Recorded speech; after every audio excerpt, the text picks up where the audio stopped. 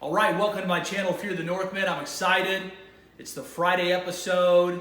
Get to know the Northman. All of this month, the month of March, we're going to be talking about a topic that is near and dear to my heart, professional wrestling. I'm super excited about this. I'm going to do a video at some point about the emotional response that professional wrestling elicits from men, as it's very interesting. But I'm kicking off the month, starting it off right with my top 5 favorite wrestlers of all time. I'm going to try to make this video quick, but I really enjoy this topic, so we'll see how it goes. I did write it down on this check stub so that I did not lose my place. Number 5 of my top 5 favorite wrestlers is the Ultimate Warrior. I loved the energy of his entrance. Little did I know then when I was younger that I was already excited about heavy metal and loud and intense music.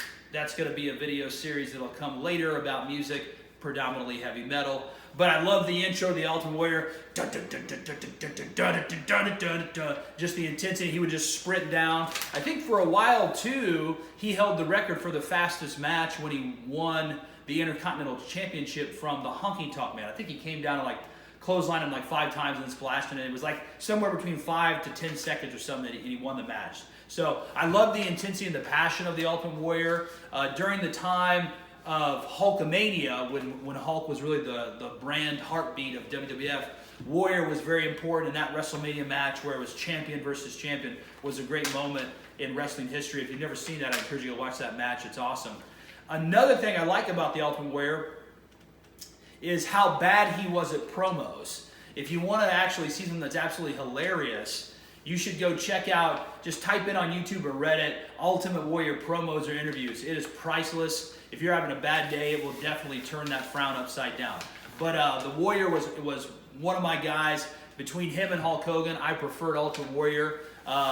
During the time of the Monday Night Wars between WCW and WWF, I loved it when they did the reboot of the Warrior-Hogan feud. I don't think it was done well, but I remember I was very excited when Warrior came into WCW.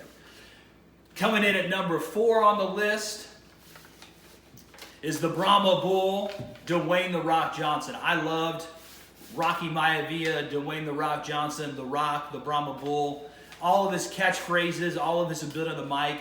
He's probably the most gifted wrestler concerning mic skills, especially when you think about the combination of how well he can work, his physicality. A lot of people don't know this. I didn't know it for a long time. He actually played college football for Miami. He would have started if he wasn't at the University of Miami at the same time that Warren Sapp was there, who is going to go down as one of the greatest defensive linemen of all time. So The Rock is a legitimate athlete, but his skills on the mic were really second to none. While he was coming up and really gaining momentum and becoming the superstar he would be, at that time, Stone Cold Steve Austin was the economic heartbeat or the brand for the WWF or WWE. I don't know if they had transitioned over to the E yet or not.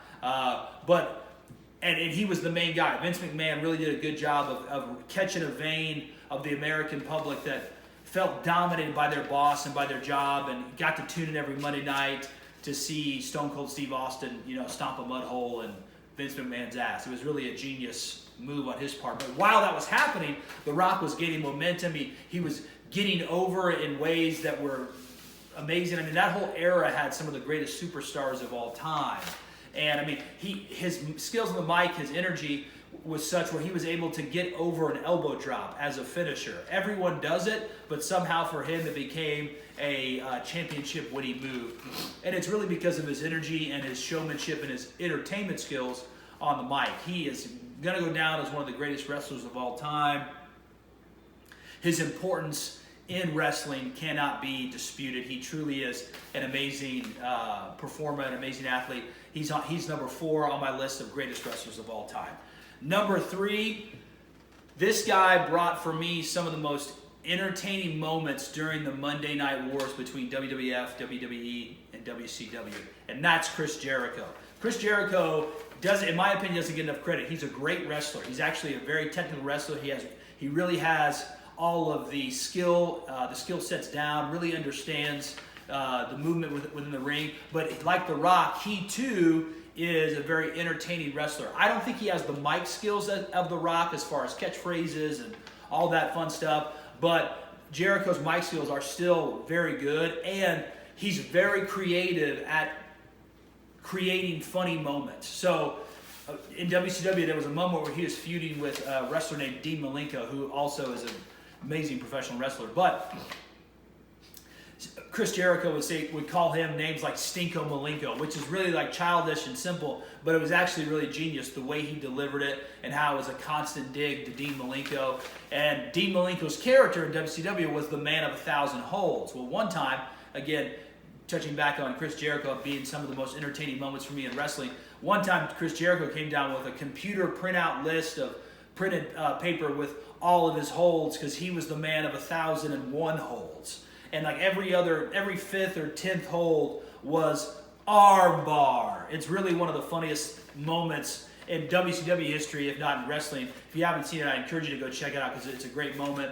What he did too with this parody of Goldberg with Greenberg was just absolutely fantastic. Just truly a really creative genius, a great heel who could work really well. Something too about Chris Jericho, at the time in WCW, he was considered in the cruiserweight division, and the cruiserweight division was actually a big proponent, or not a big proponent, a big mover and shaker, if you will, for people watching WCW, because at the time the WWF, WWE didn't really have that. Vince McMahon's always been about the big, powerful, bulky guy, where if it was Eric Bischoff's idea, I take my hat off to him. Eric Bischoff captured the culture of the luchador wrestling style and really gave it a prominent place in WCW, and it really was a big part of the reason why people watched the show. I loved watching all the luchadors. At the time, Rey Mysterio Jr.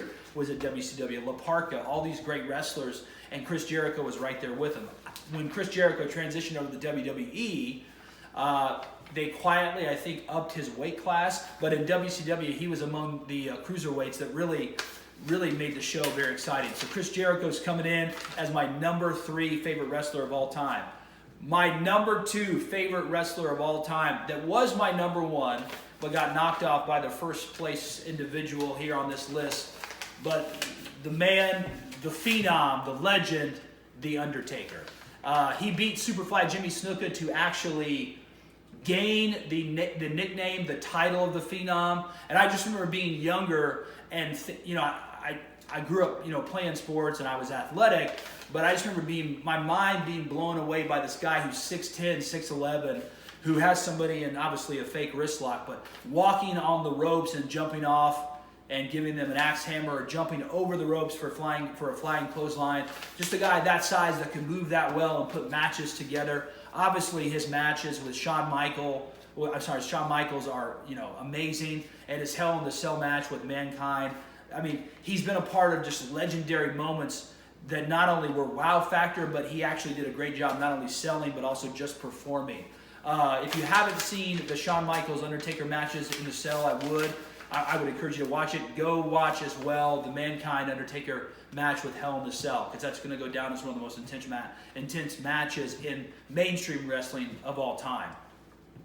Undertaker also, too, if I'm not mistaken, was one of the first major professional wrestlers to implement MMA tactics or moves in professional wrestling. Now, there was Steve Blackman, or maybe that's not his name, and obviously Ken Shamrock, but they were doing more wrestling stuff. Ken Shamrock had his ankle hold and all that good stuff, but The Undertaker actually implemented into his skill set the triangle hold.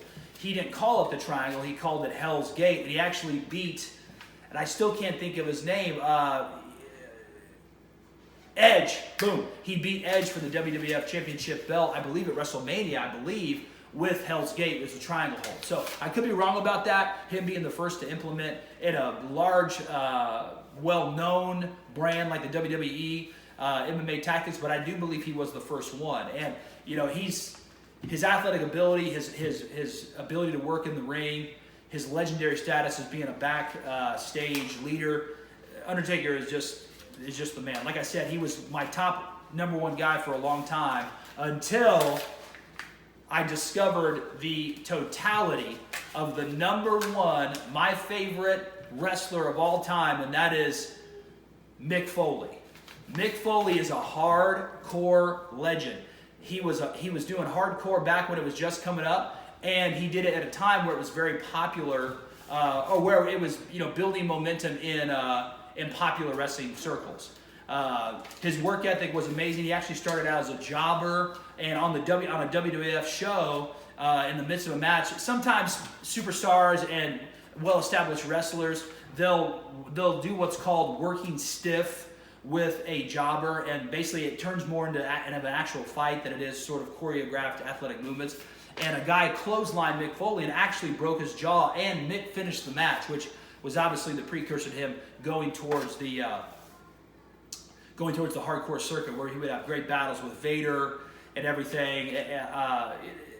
His time at New Japan was amazing, WCW, and then when he came over to WWF as Mankind, I remember the match that he and Undertaker had where he came out and his mask and he was walking all sideways and he put the mandible claw on Undertaker and he just decimated the Undertaker. I just remember thinking, like, who could do this to the Undertaker? And I actually remember being scared of Mankind. The character was just fantastic.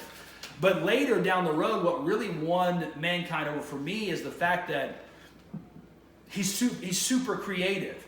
He doesn't necessarily have the mic skills of like The Rock, but the guy found a way to put himself in the same circle and sphere as The Rock, Undertaker, and all these guys. These working with these giants or these Adonises with this atypical body and not really great athleticism, but finding a way to get in and fit in and really be a guy that brings great color to the show. Great point of that. If you've never seen the original Rock and Sock Connection, you can find it on YouTube or probably Reddit. But I'd encourage you to check out the original Rock and Sock Connection. It's where actually The Rock and Mankind team up for the first time. The Big Show and Undertaker had decimated Mankind backstage. They beat up The Rock. The Rock comes out and challenges Undertaker and Big Show to a handicap match. And in the middle of it, Mankind interrupts him and comes out. I'm not going to get into all of it because it's awesome, but there's a great moment. One of The Rock's catchphrases back in the day was, "And the millions and millions of The Rock's fans." That was one of his things he would do.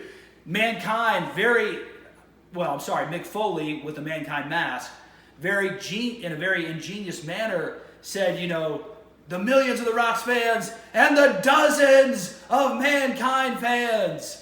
It was so genius because he took the same concept, but he made himself a parody of it, and he was somewhat self-deprecating. But in doing so, he positioned himself to be one of the most well-remembered tag teams of all time that were super creative and funny and just great to watch and really had great matches. And again, another moment which I would encourage you to check out as well. Back in the day, I don't know if they still do it or not, but WWF pre-taped their shows. So one of the things that Eric Bischoff would do during the Monday Night Wars is he would actually tell the WCW audience, in-house and obviously the TV audience, what would happen before they saw it on TV because it was pre-taped, pre-recorded. Well, it backfired on him one time because the Monday night that Mick Foley won the championship, he said it in a very snarky way. Literally half the WCW TV audience turned the channel to Monday Night Raw to watch Mick Foley win the WWF Championship belt, where he became a regular guy, like I said, not very tall, not very athletic, working amongst giants, working around these Adonises, these well-built guys. He became the WWF champion, just a regular guy, hard worker, was willing to take a beating, and people flocked to it. People believed in his character, believed in who he was. Another great thing that he did, just ridiculous with Mick Foley, he had multiple characters. Dude Love, Cactus Jack, and Mankind. There was a Royal Rumble where after every single one of his characters would get kicked out or thrown over the ropes, he would come down as a different character. It was absolutely fantastic. Just genius on the part of Vince McMahon and Mick Foley to think about things that way and do things that way. But that's been my top 5 wrestlers, guys. I'm a huge wrestling fan. I'm super excited about this month's Friday series. We're going to go into wrestling as much as we can. Sit tight. It's going to be great. I appreciate you guys coming. Please don't forget to like, share, and subscribe. Hit the notification bell. If you liked it, come back. If you didn't, send it to someone you hate. And remember, have a nice day!